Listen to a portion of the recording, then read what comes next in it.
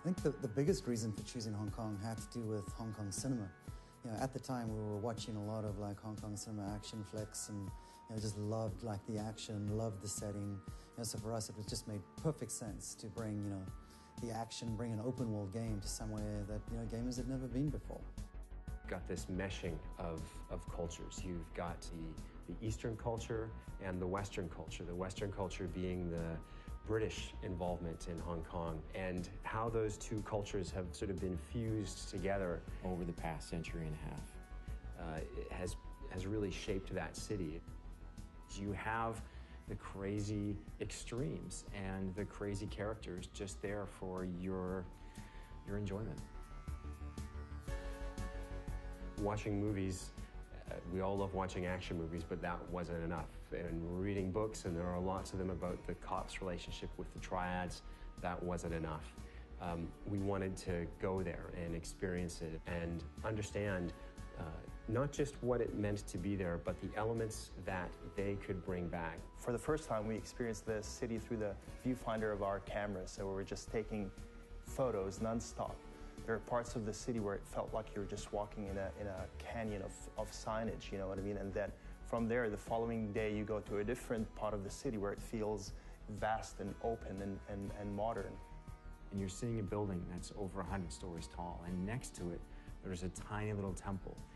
You see guys hanging out on a street corner who look like they were in a street fight, and they were triad guys who actually were in a street fight. The key for us about the triads and about Hong Kong was just how interwoven like the triads are into society. It's not like there's a bad guy that you can point to the whole time. They're part of the fabric. We were really lucky to be able to talk to people on both sides, the police and the triad. We talked to a member of very high up, and I guess you'd call it the Hong Kong Secret Service. He was fascinating to talk to, just in terms of understanding what the threats were in Hong Kong. We talked to a couple of members of the triads as well, who took our writer into some very interesting places. He never felt at risk, but he learned some interesting things.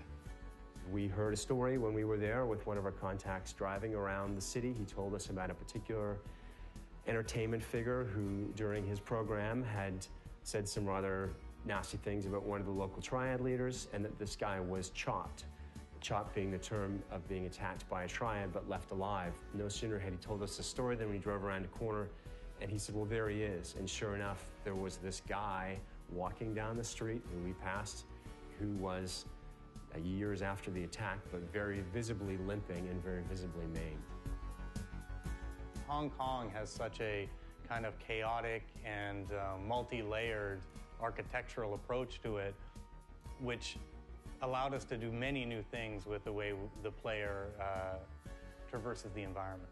We've basically taken the essence of the city, the essence of the lifestyle, and designed all of our gameplay mechanics around that so that we can basically embrace the culture, but also create an experience where players will actually feel like a, gangster.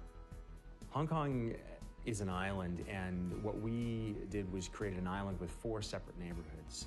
North Point, which is where you start the game, which is more reminiscent of Kowloon. Central Hong Kong, very famous skyline. Kennedy Town, built on the side of one of the hills in Hong Kong, more of an affluent neighborhood. And then Aberdeen Harbor, around the back of the island. The traffic is on the left-hand side of the street. We decided, for the sake of authenticity, that we were going to go with that. We wanted to capture a bit of everything, because really what's unique about Hong Kong is its diversity, and we wanted to capture that diversity. And small things like the tiny alleyways, the cluttered alleyways that feel dingy, foreign, and threatening in some ways. Layers of signage and pipes and wires and hanging laundry. It's a bit overwhelming in the beginning, but then you start slowly getting adjusted to what you're seeing. If you want to spend time just roaming around the island, enjoying the races and the mini games and the events and favors and shopping and all that kind of stuff, then that's entirely there for you to do. The final result is a city that feels authentic, but at the same time, it's fun to explore and to experience.